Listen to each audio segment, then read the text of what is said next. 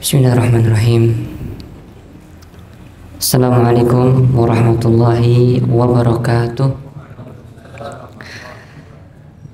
Alhamdulillah, wassalatu wassalamu ala rasulillah wa ala alihi wa sahbihi wa mawalah, wa la hawla wa la quwwata illa billah. Allahumma inna nas'aluka ilman nafi'an wa rizqan tayyiban wa amalan mutaqabbala. Allahumma anfa'na bima 'allamtana wa 'allimna ma yanfa'una wa zidna ilman. Allahumma ati nufusana taqwaha wa zakkiha anta khairu man zakkaha anta waliyuha wa maulaha. Allahumma hdina li ahsanil akhlaq la yahdi li ahsaniha illa ant wasrif anna sayyi'aha la yasrifu anna sayyi'aha illa ant. Allahumma faqihna fid din warzuqna al-ikhlas fil aqwali wal a'mal. Allahumma amin. Bapak Ibu, saudara-saudariku kaum muslimin dimanapun berada, yang berada di Masjid Al-Bahmudah dan yang menyimak secara daring, semoga Allah senantiasa menjaga Bapak Ibu semuanya, memberikan keistiqomahan di atas ketaatan kepada Allah Subhanahu wa taala. Amin. Jujur Bapak Ibu sekalian, malam ini saya senang sekali bisa bertemu lagi, diberikan Allah kesempatan untuk bersua kembali untuk bisa kita sharing bersama, sama-sama berusaha meningkatkan keimanan kita dengan belajar bersama di Masjid Bahmudah ini, ya. Itu pertanda Allah Subhanahu wa taala menginginkan kebaikan buat kita, Bapak Ibu sekalian. Suatu hadis yang tidak boleh kita lupakan, man yuridillahu bihi khairan yufaqihu fiddin. Barang siapa yang Allah kehendaki kebaikan pada dirinya, maka Allah pahamkan pada ilmu agama. Nah, Allah mudahkan langkah Bapak Ibu sekalian untuk ke masjid ini, ya, tanpa berat hati misalnya, tanpa berpikir panjang, tanpa ada pertimbangan enaknya kajian atau makan malam ya sama keluarga. Wah, kajian aja. Nggak usah seperti itu misalnya. Langsung yakin harus kajian malam ini. Itu adalah taufik Bapak Ibu sekalian. Itu adalah kemudahan dan taufik dari Allah Subhanahu wa taala yang harus kita syukuri. Nah, banyak sekali nikmat yang harus kita syukuri Bapak Ibu. Nanti kita akan menyinggung sebuah hadis yang mungkin Bapak Ibu sekalian baru mendengar, sebagian dari kita baru mendengar hadis ini, yang mana hadis ini mengingatkan kita tentang pentingnya bersyukur. Nah, insyaallah di akhir pembahasan akan kita bahas. Nah, Bapak Ibu sekalian, setiap 2 pekan sekali ya Bapak Ibu ya kita belajar bersama di pekan kedua keempat ya Pak An ya, 24 insyaallah. Saya kemarin masih bingung, pekan 2 dan 4. Sempat kemarin itu karena pekannya ada 5, jadi saya juga nunggu kok lama kayaknya ya. Ternyata pekannya kemarin tuh ada 5. Saya baru ngitung. Iya, yes, pokoknya pekan kedua dan 4 insyaallah. Nah, Bapak Ibu sekalian, malam hari ini kita akan sama-sama menguji diri kita. Ya, saya tidak menguji ujian, tidak menguji siapapun. Saya menguji diri saya sendiri dan Bapak Ibu menguji Bapak Ibu sekalian. Apa sih yang diuji? Nah, di kitab ini judulnya itu Ikhtibarul Yakin, menguji keyakinan. Jadi setelah saya baca, setelah saya pahami, setelah saya telaah ya, penulis itu menginginkan kita untuk kita bisa memposisikan diri. Kita ini di golongan kanan atau golongan kiri. Jadi kalau Allah Subhanahu wa taala banyak sekali di Al-Qur'an itu menyebutkan golongan manusia itu kebanyakan dua, sisi kanan, sisi kiri. Ya ada ya sisi pertengahan ada. Tapi di sini kita coba ini. Kita ini pada golongan orang-orang yang yakin atau kurang yakin. Ya. Jadi orang itu, kita itu bisa melihat kita itu yakin atau tidak, Bapak Ibu. Bisa kita lihat dari kondisi kita dalam keadaan-keadaan tertentu. Nah, di sini akan dibahas. Jadi sebenarnya judul kajiannya adalah kiat-kiat ya. Kiat-kiat kiat-kiat meraih atau memiliki keyakinan yang tinggi. Nah, sebelum masuk ke pembahasan itu, semoga kita masuk ke mukaddimahnya nanti. Nah, kita uji dulu nih kita sudah yakin atau belum. Kemudian kalau belum yakin kita akan cari kiatnya. Nah, terus kemudian kita memposisikan diri kita. Nah, Bapak Ibu sekalian, hamba Allah Subhanahu wa taala, ya, semua di antara kita pasti ingin menjadi, kalau kita itu punya orang terdekat ya, Bapak Ibu ya. Ya, misalnya kita pasti pengen dicintai. Kita pasti pengen disayang. Kita pasti pengen menjadi orang yang spesial baginya. Itulah yang harus kita miliki tatkala kita memposisikan diri kita menjadi hamba Allah Subhanahu wa taala. Nah, kita bagaimana menjadi hamba Allah yang dicintai seperti itu. Itu yang harus menjadi obsesi kita. Nah, sekarang kita melihat nih, ada beberapa kondisi-kondisi yang kita ini akan melihat kita ini posisi mana. Nah, sekarang yang pertama adalah mauqifut taubah. Posisi atau kondisi seseorang ketika bertaubat. Nah, ada dua golongan yang saya bilang tadi. Dua golongan manusia ini sama-sama terjatuh kepada kesalahan dan dosa. Tidak ada manusia di muka bumi ini yang tidak pernah berdosa. Saya yakin semua yang ada di masjid ini pernah berdosa, pernah melakukan kesalahan. Kata Nabi Muhammad SAW, kullu bani Adam khata' wa khairul khata'in at-tawwabun. Setiap bani Adam manusia itu melakukan kesalahan, banyak kesalahannya, khata', banyak kesalahannya. Wa khairul khata'in dan sebaik-baik orang yang melakukan banyak kesalahan itu adalah yang bertaubat. Nah, sekarang kita tanya pada diri kita sendiri. Ketika orang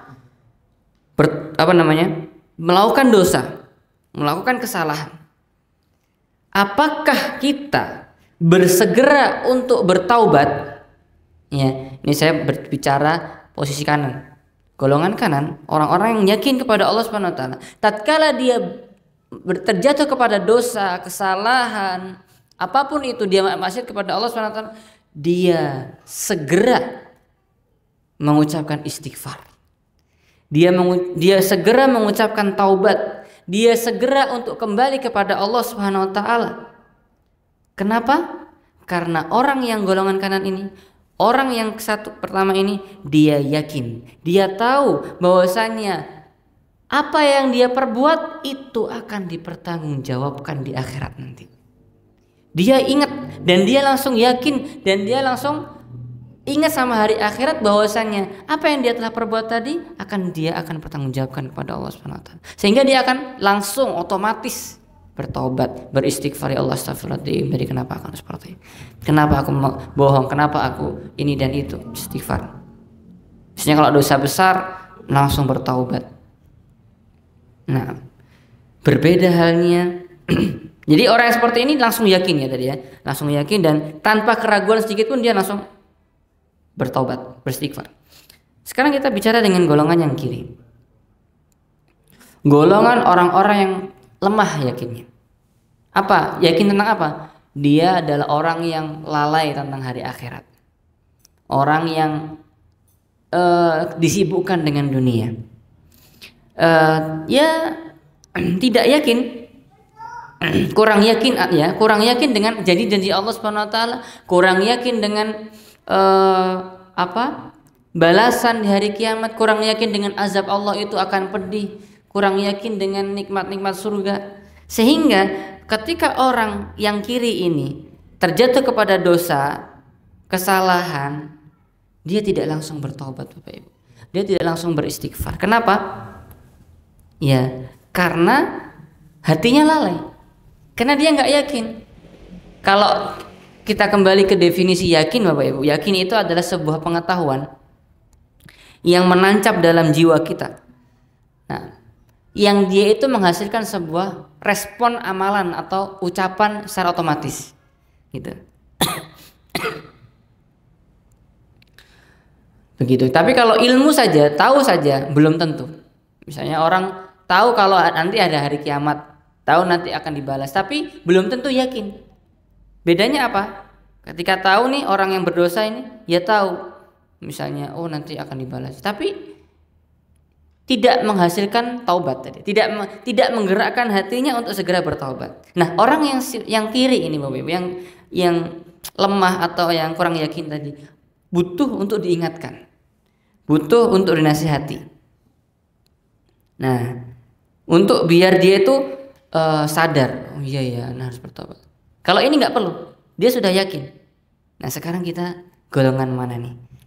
Kalau kita bertobat, kalau kita melakukan dosa, ya, melakukan kesalahan, kita butuh diingatkan dulu sama orang, sama teman, sama saudara, sama sebagainya. Atau kita langsung otomatis bertobat dan beristighfar. Kita uji diri kita sendiri, kita tanya diri kita sendiri. Nah, orang yang imannya sempurna, keyakinannya sempurna, ciri-cirinya Bapak Ibu sekalian, obsesinya adalah bagaimana dia mencari keridhaan Allah Subhanahu wa taala. Sehingga tatkala dia merasakan melakukan perbuatan yang ini tidak diridhoi Allah, dia segera minta maaf sama Allah. Begitupun ketika orang sama manusia aja, ya misalnya sama pimpinan dia, sama orang yang dia cintai, ketika dia melakukan kesalahan sedikit pun dia nggak mau misalnya pimpinannya marah, dia nggak mau misalnya orang yang dia sayangi itu ngambek, kecewa, kesel sama dia, langsung dia minta maaf. Nah, ini hubungan kita sama Allah, Bapak Ibu. Allah yang menciptakan kita. Kalau kita itu melakukan, apakah kita itu bersegera untuk minta maaf sama Allah?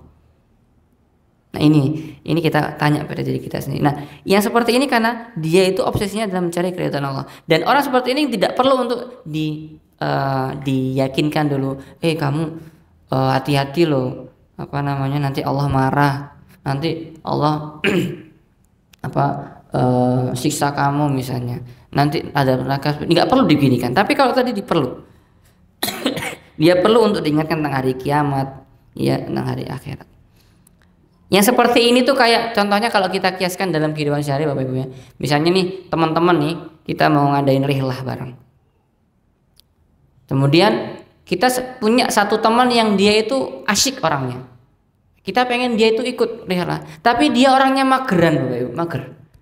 Diajak itu mager. Nah, dia itu karena mager, Bapak Ibu ya, pengen ngajak dia rihlah, tamasya rekreasi.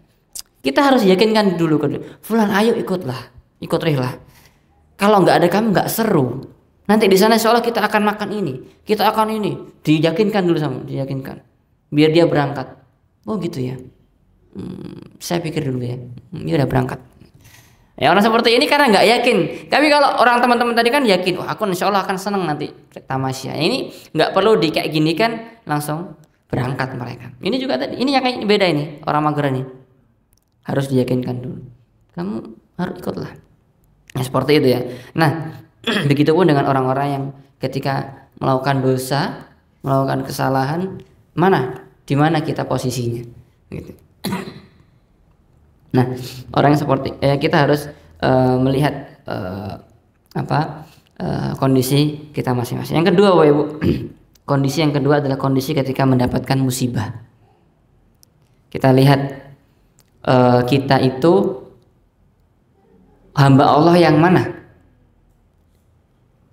Yang spesial ya dia. Kalau orang yang yang bagus ya. Atau hamba Allah yang biasa aja atau bahkan jauh dari Allah. Yang yakin atau yang kurang yakin ketika mendapat musibah.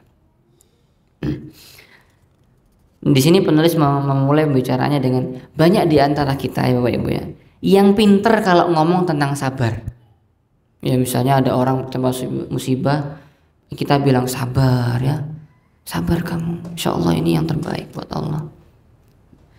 Kamu harus kuat. Ya, pinter kalau motivasi pinter. Tapi tatkala dia yang didapat musibah Bapak Ibu, tatkala kita yang mendapatkan musibah, yang tadi kita pinter motivasi orang, ya seperti yang ngomong sekarang ya Bapak Ibu ya.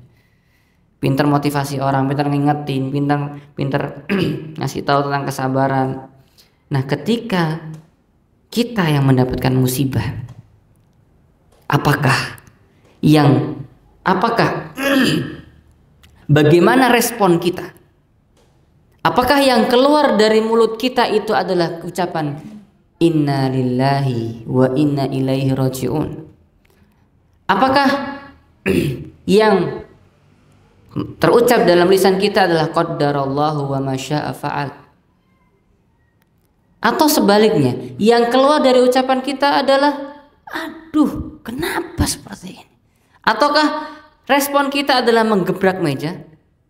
Ataukah respon kita adalah gitu ya, kalau ada orang gak senang cek gitu Bapak ya, kok gini sih? Atau gimana respon orang-orang yang terlihat dia itu tidak ridho? Itu adalah sudah menjadi sudah menjadi tanda indikator bahwasanya dia bukan orang yang sabar. Jadi kata Nabi Muhammad SAW, as-sabru inda as-sadmatil ula. Sabar itu ketika hentakan pertama. Naudzubillah misalnya Bapak Ibu ya, HP kita jatuh pecah, yang kita respon itu apa? Senyum, kemudian diucapkan inna lillahi wa inna ilaihi rajiun, atau qadarallahu ma syaa, atau aduh HP-ku, atau apa? Nah ini kondisi yang otomatis kan, kayak saya yakin bilang, keyakinan itu adalah kondisi otomatis. Kalau orang yakin dengan janji Allah, orang yakin dengan bahwasanya takdir Allah itu yang terbaik, ya, dia responnya ya itulah yang dia yakini. Ini insya Allah setelah ini akan HP iPhone setelah ini. Wah, yakin takdir Allah yang terbaik. Oh berarti ini HP ku bukan rezeki aku. Misalnya juga beli apa misalnya, terus tiba-tiba jatuh. Ada orang beli degan, degannya jatuh dari motor. Waduh ini bukan rezekiku. Balik lagi beli degan. Kenapa mas? Degan jatuh mas. Nggak apa-apa, rezekinya mas, beli lagi. Nah kondisi ditimpa musibah, apa yang terucap, apa respon kita, itu bisa menjadi indikator kita itu golongan orang-orang yang yakin atau kurang yakin. Apakah kita ridho dengan takdir Allah dan apakah kita kurang ridho dengan takdir Allah? Ya Bapak Ibu, Allah SWT berfirman di dalam surah Al-Baqarah ayat 155 dan 156. Allah berfirman wa basyirus sabirin. Kemudian Allah mengatakan setelahnya, alladzina idza asabathum musibah qalu inna lillahi wa inna ilaihi rajiun. Perkataan inna lillahi wa inna ilaihi rajiun itu apakah hanya ketika melihat mendapatkan musibah orang meninggal? Tidak Bapak Ibu. Ini adalah musibah apapun. Musibah apapun Bapak Ibu. Ya, tidak hanya ketika orang meninggal saja. Seperti tadi misalnya HP kita degan jatuh tadi. Inna lillahi wa inna ilaihi rajiun. Ya itu ya milik Allah tadi. Ya kan kita udah beli nih, jatuh, ini bukan rezeki kita. Inna lillahi. Ini sebenarnya kita itu milik Allah SWT. Nah, jadi apa yang Allah tadikan itu adalah ya apa yang terbaik buat kita. Innallaha la yaqdil mu'min qada'an illa fahuwa kana khairan lahu, kata Nabi Muhammad SAW. Ya sebuah hadis yang sahih, sesungguhnya Allah SWT itu tidaklah mentakdirkan sebuah takdir bagi seorang hamba kecuali takdir itu adalah yang terbaik buat dia. Ini adalah prinsip hidup Bapak Ibu. Sebuah prinsip yang harus kita yakini, bahwasanya setiap takdir yang Allah takdirkan kepada kita itu apapun itu Bapak Ibu. Ya, apapun itu, itulah yang terbaik buat kita. walaupun menurut kacamata kita, menurut pandangan kita yang pendek, itu adalah sesuatu yang menyakitkan kita, sesuatu yang tidak baik buat kita. Apa kata Allah? Wa asa an takrahu syai'aw wa huwa khairul lakum. Ini bisa jadi apa yang kau benci itu, ya, wa asa an takrahu syai'an, apa kamu benci sesuatu, fa huwa khairul lakum, itu adalah yang terbaik buatmu. Nah, ini sekali lagi ini adalah ayat-ayat hadis-hadis yang selalu kita harus ingat, ya, sebagai ya tadi ingat, saya yang menyampaikan ini jangan sampai hanya pinter ngomong saja, Bapak Ibu. Bapak Ibu juga misalnya ngasih nasihat orang juga jangan sampai pintar ngomongnya. Tapi ketika kita benar-benar, ya, ketika kita mendapat musibah, ya kita harus merespon dengan apa yang kita yakini. Kira-kira ada nggak orang itu yang nggak dapat musibah, Bapak Ibu? Tidak ada. Bahkan Nabi pun, orang yang paling soleh, orang yang derajatnya tinggi insya Allah, dapat musibah. Ya. Asyaddun nasi balaan al-anbiya. Summal amsal fal amsal, kata Nabi Muhammad SAW. Orang yang paling ujian yang paling berat itu adalah para nabi. Kemudian semisalnya dan semisalnya. Maksudnya semisalnya di bawahnya nabi, ya. Terus kemudian tingkat ujiannya juga di bawah nabi. Di bawahnya tingkat tadi, di bawah tingkat begitulah. Jadi semakin orang itu bertakwa, semakin orang itu beriman kepada Allah, semakin orang itu derajatnya tinggi di sisi Allah, semakin diuji sama Allah. Karena dengan seperti itu dia akan naik derajatnya, ya. Walikullin darajatun mimma amilu. Ya, kata Allah SWT dalam Al-Qur'an, dan setiap kita itu kita akan mendapatkan derajat mimma amilu, dari apa yang kita perbuat. Termasuk kesabaran itu adalah amalan hati yang kita lakukan. Itu karena mempengaruhi derajat. Nah, orang yang yakin, ya Bapak Ibu, ya. Tadi kita bedakan orang yakin dan tidak yakin. Nah, kita itu tidak bisa melihat kondisi kita ini, kita golongan orang yang yakin atau tidak, kalau kita ini pada keadaan senang. Saat ini nih, misalnya kita lagi keadaan senang, atau orang kaya lagi senang nih, banyak uang, ya, banyak uang, kemudian jabatannya tinggi. Ini nggak kelihatan.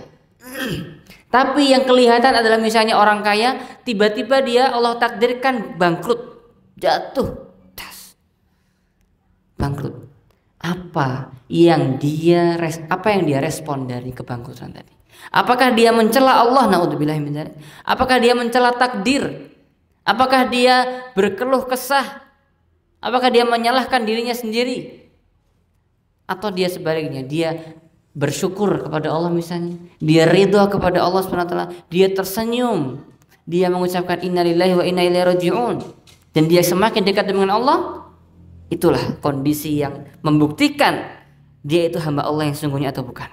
Yaitu apa? Ketika kondisi terjepit, ketika kondisi mendapatkan ujian besar, ya, musibah.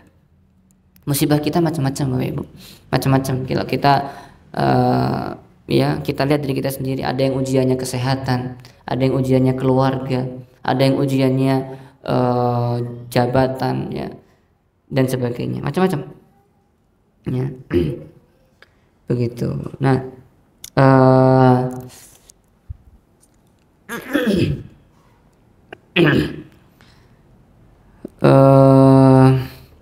apa di surat Al-Anbiya ayat pertama-tama itu, yang dunia itu ujian, Allah ingin menguji. Ahasiban nasu ayyutraku, syukran. Alif lam mim. Ahasiban nasu ayyutraku ayyaqulu amanna wa hum la yuftanun. Apakah orang-orang itu apakah manusia itu mengira mereka akan ditinggalkan begitu saja tanpa diuji? Ya. Ahasiban nasu ayyutraku ayyaqulu amanna wa hum la yuftanun. Sudah cukup bagi kita mengatakan aku beriman kepada Allah Subhanahu wa taala, tapi enggak diuji sama Allah? Tidak. Walaqad fatanna alladziina min qablihim fala ya'lamanna Allahu alladziina shadaqu wa la ya'lamannal kadhibin. Sungguh Allah Subhanahu wa taala itu telah menguji orang-orang sebelum kalian.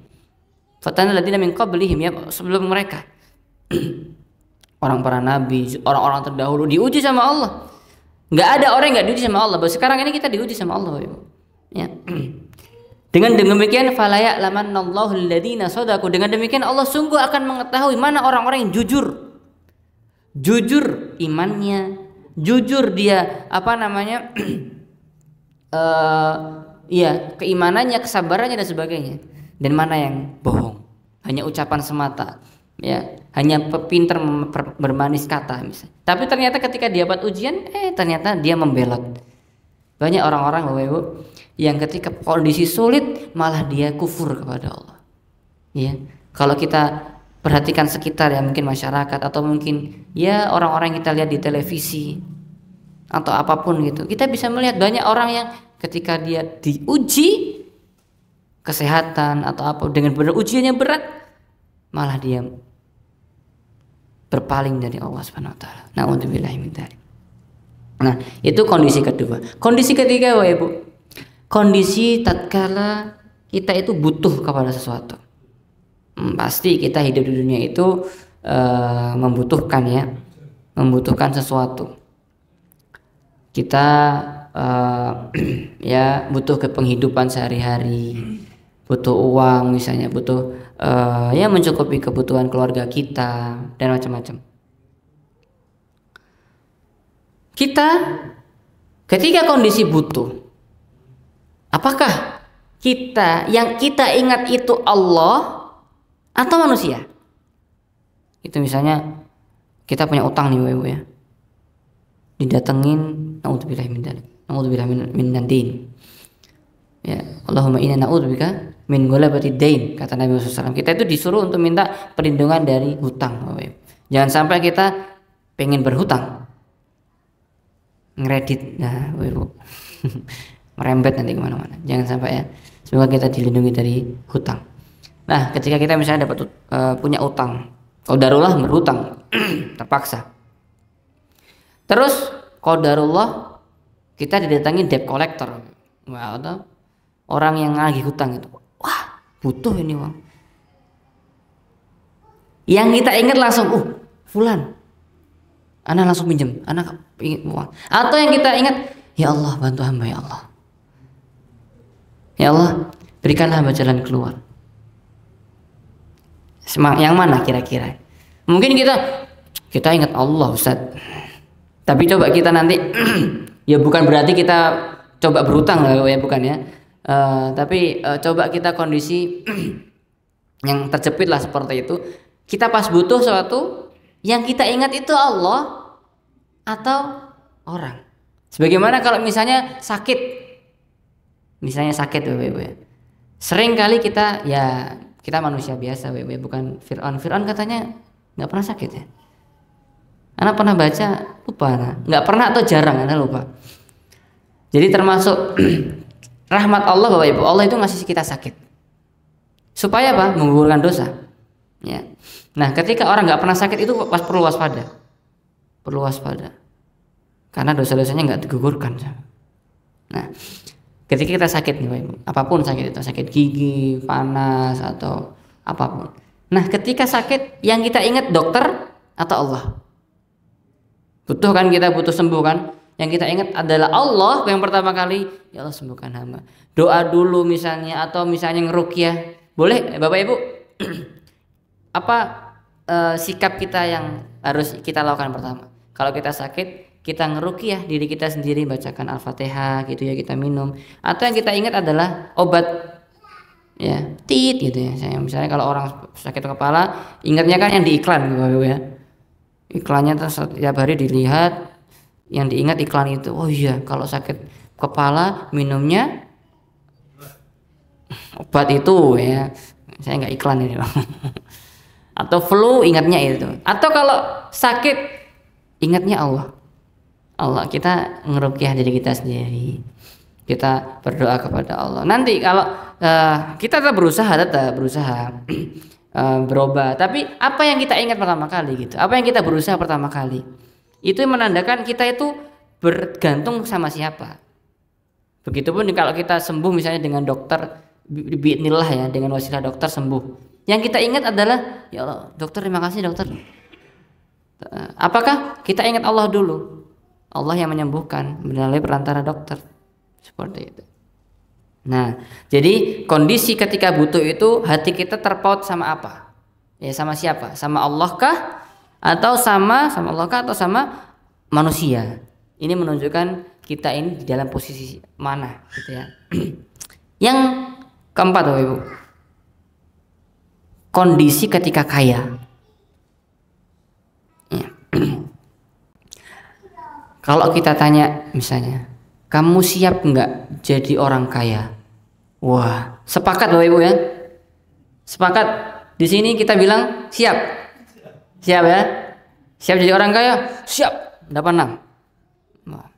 Tapi kalau ditanya, siap kamu jadi orang miskin? Kalau ditanya misalnya, wah nggak siap saya. Nah, Bapak Ibu,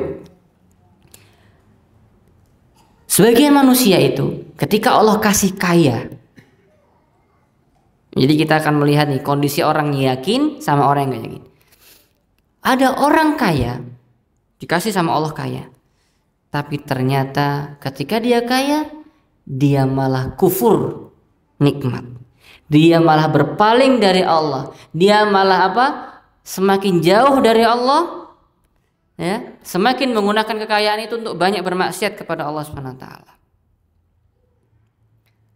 Dia lupa bahwasanya semua itu akan dihisab sama Allah SWT. Dia lupa bahwasanya akhirat itu adalah tujuan utama, sedangkan dunia adalah tempat yang fana dan dia akan sementara di sini. Ini menunjukkan dia tidak siap untuk jadi orang kaya.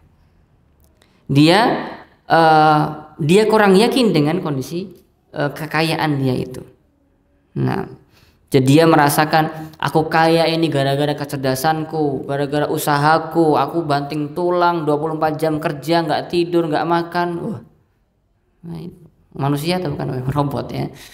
Aku usaha ini.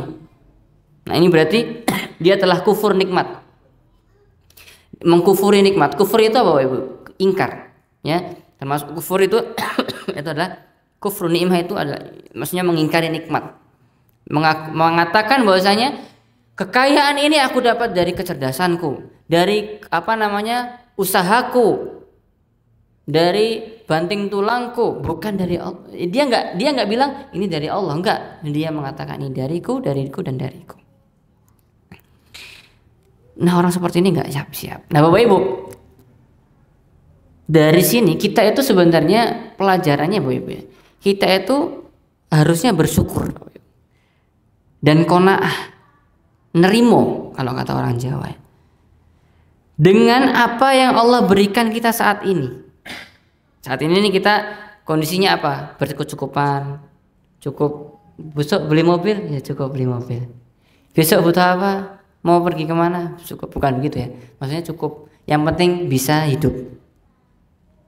Yang penting kita bisa bahagia. Kita bisa cukup buat keluarga kita makan, buat kebutuhan kita sebulan atau ya cukup lah pokoknya. Tidak kaya banget gitu ya. Ya, kita tuh harusnya bersyukur. Kenapa? Karena karena bisa jadi Bapak Ibu, ketika Allah kasih kekayaan buat kita, ya, kita itu nggak siap jadi seorang Muslim yang soleh.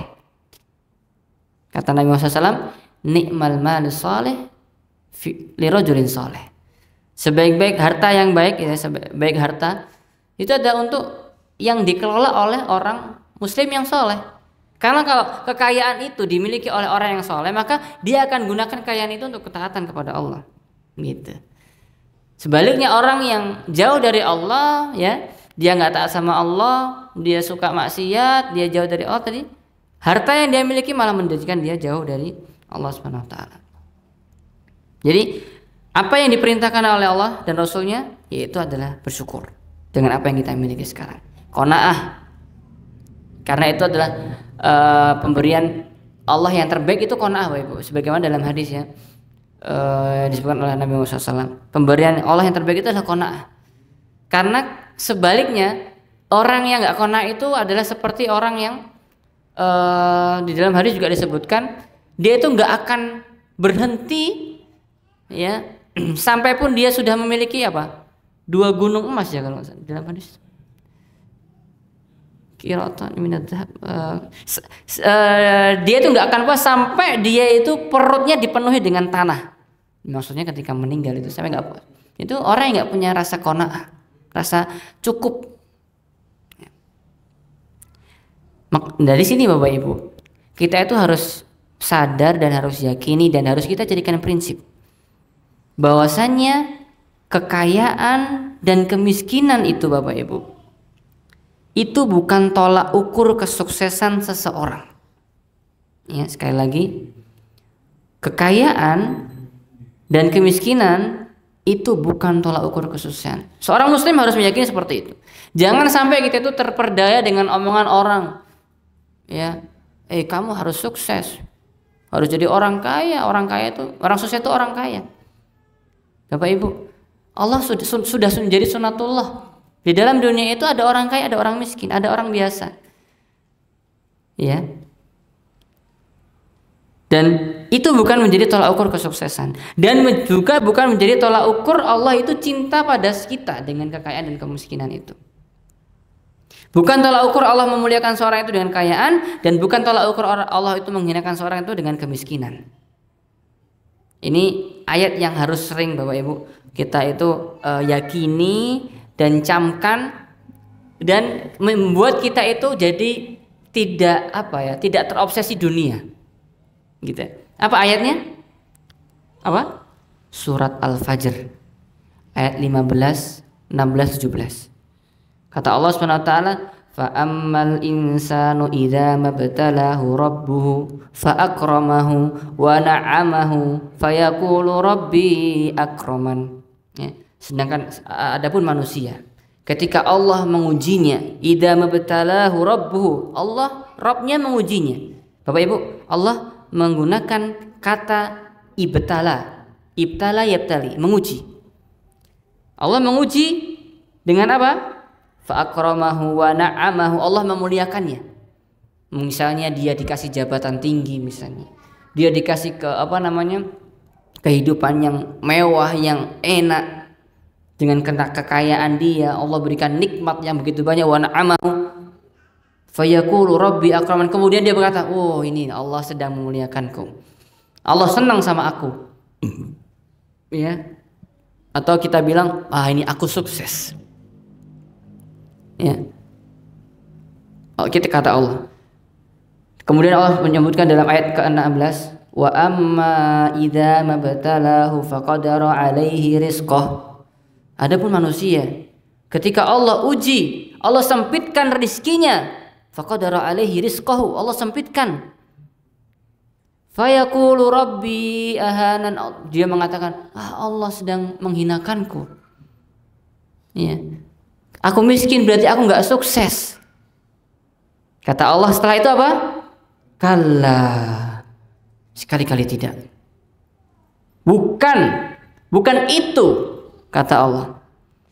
Bukan itu tolak ukurnya. Kemudian Allah menyebutkan ketaatan yang setelahnya. Ya. Kalla balla tukrimunal yatim. Allah menyebutkan ketaatan. Jadi tolak ukur kesuksesan, tolak ukur Allah cinta sama seorang hamba adalah ketika dia banyak melakukan ketaatan, Bapak Ibu sekalian. Itu yang Allah sebutkan.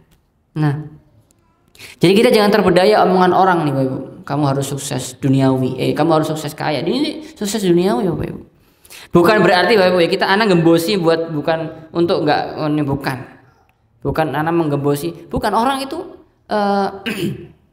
masing-masing kita bekerja, masing-masing kita cari nafkah. Tapi supaya kita itu tidak terlalu terobsesi dengan dunia. Ya. Tidak terobsesi. Tapi tujuan kita itu akhirat. Nah, tujuan kita itu akhirat. Nah, kembali ke poin Bapak Ibu ya. Orang yang kaya tadi itu yang enggak mengatakan ini kekayaan ini dari kecerdasanku dan sebagainya. Ini adalah orang yang kufur nikmat. Dia tidak meyakini, mengingkari bahwasanya itu semua adalah dari Allah Subhanahu wa taala. Kufur nikmat itu dosa nggak, Ibu? Bahkan kufur nikmat itu kufrun asgor, Bapak Ibu. Kufur kecil. Kalau ada kufrun itu kufrun akbar yang bisa mengeluarkan seorang dari Islam. Ada kufrun asgor, kufur yang tidak mengeluarkan orang dari Islam, tapi dia apa? Ya apa ya? Dosanya besar, Bapak Ibu. Karena Allah menyebutkan balasannya, la in syakartum la azidannakum wa la in kafartum inna azabi lasyadid. Sebuah dosa yang Allah sebutkan balasannya, kemudian balasannya atau ya untuk orang yang tadi berdosa itu berarti dosa besar. Nah, ketika orang itu tidak menggunakan nikmat yang dia berikan itu untuk ketaatan, maka adalah kufur nikmat. Jadi ada cuma dua golongan, orang yang bersyukur atau orang yang kufur. Jadi kalau Allah kasih kekayaan, apakah kekayaan itu Allah kasih harta, apakah harta itu digunakan buat ketaatan atau dibuat buat kemaksiatan? Ketika dikasih sehat, apakah sehatnya itu digunakan buat melalaikan diri dari Allah ya, tidak beribadah, atau kemudian malas-malasan ibadah, atau sehatnya yang kita miliki itu untuk banyak beribadah gitu. Ini juga bisa masuk ke dalam golongan orang yang kufur nikmat kalau kita benar-benar jauh dari Allah Subhanahu wa taala, tidak menggunakan kesehatan kita itu buat ibadah. Nah, termasuk Bapak Ibu, termasuk mengingkari kebaikan atau mengingkari nikmat itu adalah ketika orang itu tidak berusaha berterima kasih pada orang yang berbuat baik sama kita. Ini yang tadi Anda sampaikan. Ada sebuah hadis yang luar biasa. Hadis ini dihasankan oleh Syekh Albani rahimahullah taala.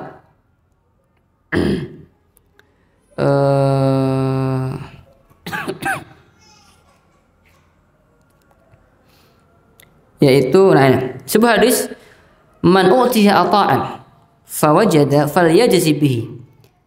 Kalau engkau itu dikasih pemberian oleh seseorang atau ada orang itu berbuat baik sama kamu, maka kewajiban kita yang pertama Bapak Ibu itu membalasnya. Falyajzi bihi, balaslah kebaikan dia. Minimal semisalnya. Ya, semisal apple to apple. Kalau bisa lebih, karena itu ihsan, lebih itu ihsan. Fa illam yajid falyusni. Kalau dia nggak mampu untuk membalasnya dengan semisal, maka hendaknya dia berterima kasih. Terima kasih ya, syukron jazakallahu khair. Ya. Di hadis yang lain juga disebutkan man uliya ma'rufan au usdiya ilaihi ma'ruf faqala lilladzi asdahu jazakallahu khairan faqad ablagha fis sana.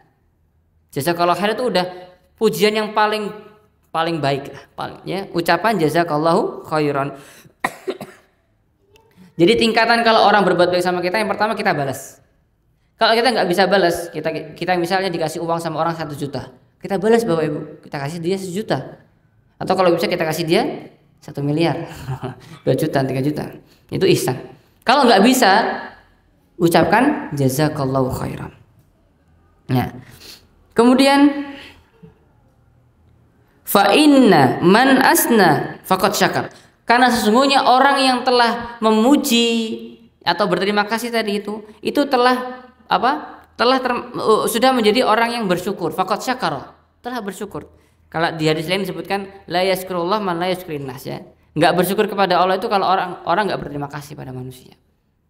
Ini kalau ini sering ana ucapkan ke teman-teman Bapak Ibu di mahasiswa.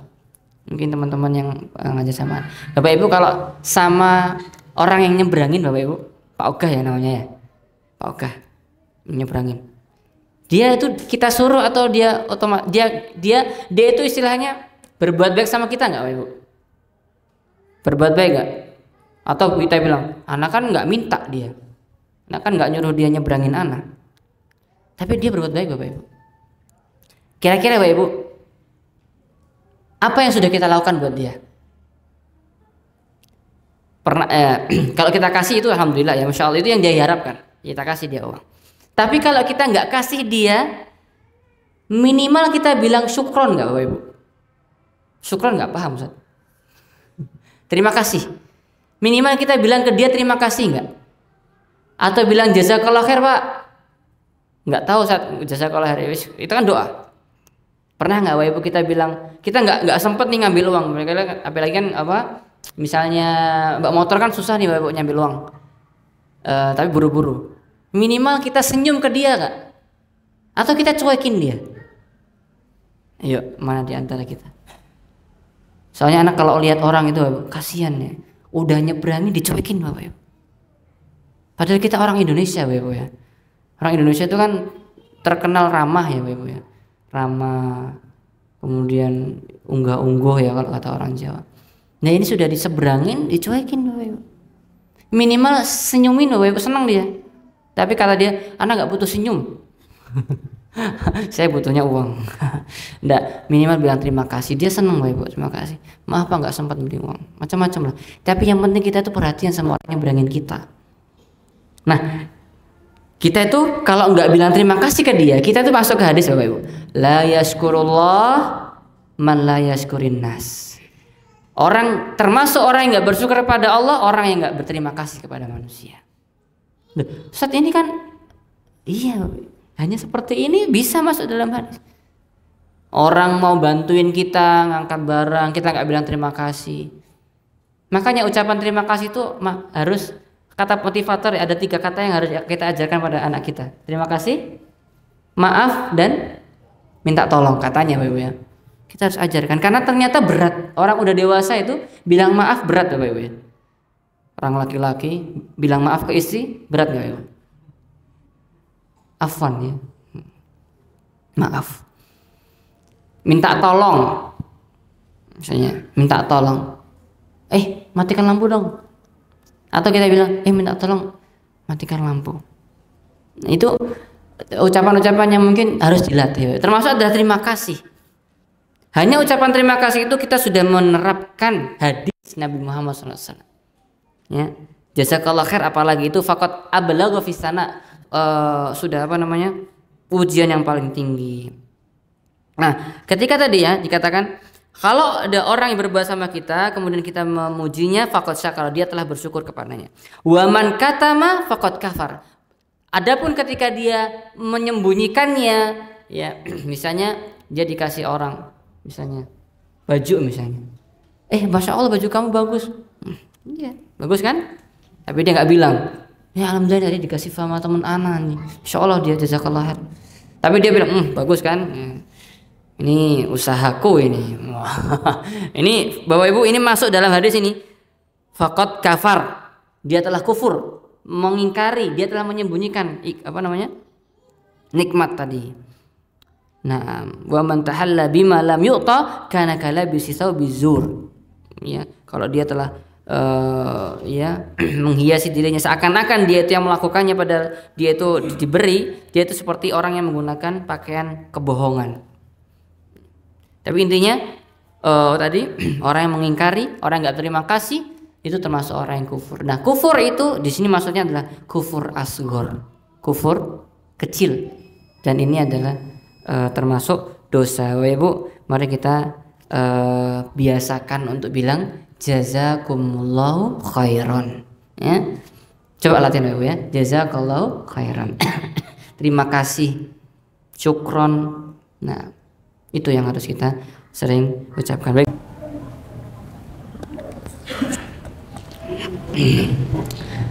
Bismillahirrahmanirrahim. Alhamdulillah wassalatu wassalamu ala Rasulillah wa ba'd. Baik Ibu, kita lanjutkan sedikit terkait seseorang yang kaya tadi ya. Kemudian dia tidak merasa bahwasanya kekayaan itu, kenikmatan itu datangnya dari Allah, maka itu adalah termasuk kufur nikmat. Bagaimanapun dengan apapun nikmat yang kita peroleh, walaupun kita mungkin bukan orang kaya, tapi kita mendapat nikmat. Ya, misalnya dikasih berkat sama orang, ada orang ngantar berkat, malam-malam kita nggak punya makanan, dikasih orang, Pak ini Pak tadi ada acara Pak. Masya Allah, ngasih Pak. Kalau kita langsung yakin bahwasanya ini dari Allah, Allah yang ngasih. Ya, terima kasih ya Allah, Alhamdulillah Engkau berikan rezeki makan malam ini. Ini orang yang bersyukur gitu ya. Jadi itu yang harus kita latih Bapak Ibu. Tatkala kita mendapatkan nikmat, kita harus senantiasa ingat bahwasanya ini adalah datang dari Allah Subhanahu wa taala, dan kita mengucapkan alhamdulillah alladzi bi ni'matihi tatimmu shalihat. Segala puji bagi Allah yang telah menyempurnakan segala niat baik hambanya, yang telah menyempurnakan segala kenikmatan. Nah, alhamdulillah. Nah, supaya kita tidak tergolong orang yang kufur, tergolong orang yang kufur. Di dalam surat Al-Adiyat juga Allah sebutkan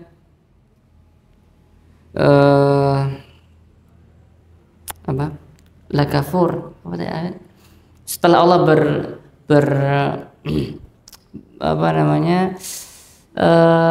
bersumpah dengan wal adiyati dhabha fal muriyati qadha fal mughirati subha fa asarna bihi naqa fa wasatna bihi jam'a innal insana li rabbih lakanud wa innahu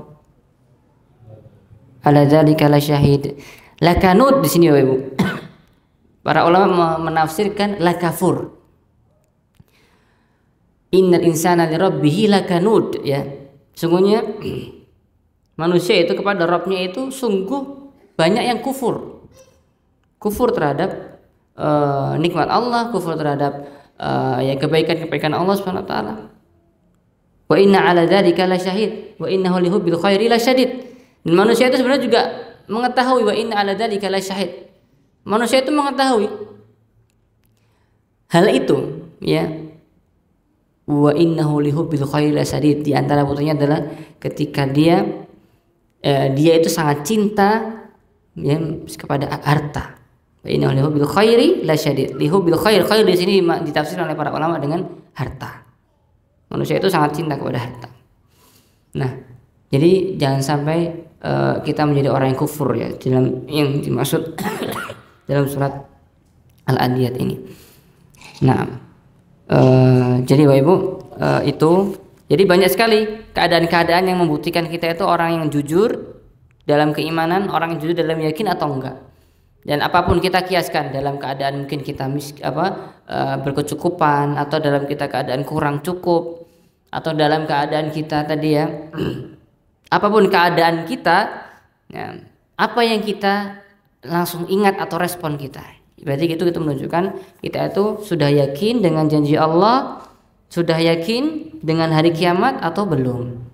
Ya, semoga kajian kita di malam hari ini bisa menyadarkan kita semuanya, masing-masing dari kita, termasuk yang menyampaikan, sudahkah kita termasuk hamba Allah yang jujur dalam iman. Ya, kata Allah tadi kan, fala ya'lamannallahu alladziina shadaqu. Dengan ujian itu Allah sungguh akan mengetahui mana di antara kalian yang jujur, shadaqu, orang yang jujur. Mana di antara orang-orang yang hamba Allah itu yang jujur dengan ujian tadi. Ya, jadi Allah menguji kita itu biar kita tahu, biar Allah itu tahu kita itu benar enggak sih iman kita dan keyakinan kita sama Allah Subhanahu wa taala. Ya, setelah ini, ya, soal pekan depan, pertemuan mendatang maksudnya, kita akan sama-sama belajar bersama apa kiat-kiat. Ya, penulis di sini memberikan bab at-tariqu ila tahqiqil yaqin wa kaifiyatu tahsili asbabihi. Jalan untuk mewujudkan keyakinan itu dan bagaimana cara mendapatkan sebab-sebabnya, gitu.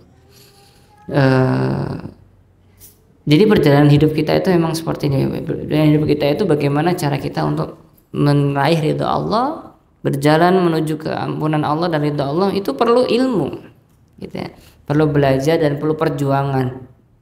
Ya, semoga usaha kita melangkahkan kaki ke masjid ini, usaha kita untuk belajar bersama, untuk meningkatkan keimanan sama-sama, itu adalah usaha kita untuk bagaimana kita bisa menjadi hamba Allah yang spesial tadi, ya, hamba yang bertakwa, untuk bisa masuk ke dalam surga Firdaus, surga yang paling tinggi, dan kita bisa hidup bersama dengan Nabi Muhammad sallallahu alaihi wasallam. Semoga Allah Subhanahu wa taala mempertemukan kita kembali Bapak Ibu ya di surga, sebagaimana Allah mempertemukan kita di masjid ini. Semoga kita juga nostalgia bareng-bareng ya, bertemu kembali di surga Firdaus bersama Nabi Muhammad SAW. Amin ya rabbal alamin. Terima kasih atas kehadirannya. Mohon maaf jika ada kekurangan dalam penyampaian atau ada kesalahan dalam pengucapan dan sebagainya. Jika ada kebenaran itu dari Allah Subhanahu wa taala, dan jika ada kekurangan dan kesalahan yang dari anak dan dari syaitan, saya minta ampun kepada Allah Subhanahu wa taala. Nas'alullah ta'ala an yuwaffiqana jami'an lima yuhibbu yardah wa an yaj'alana mimman yastami'una qawla fayattabi'una ahsana. Wa sallallahu nabiyina Muhammadin wa ala alihi wa sahbihi ajma'in. Subhanakallahumma wa bihamdika asyhadu an la ilaha illa anta astaghfiruka wa atubu ilaik. Jazakumullahu khairan. Assalamualaikum warahmatullahi wabarakatuh.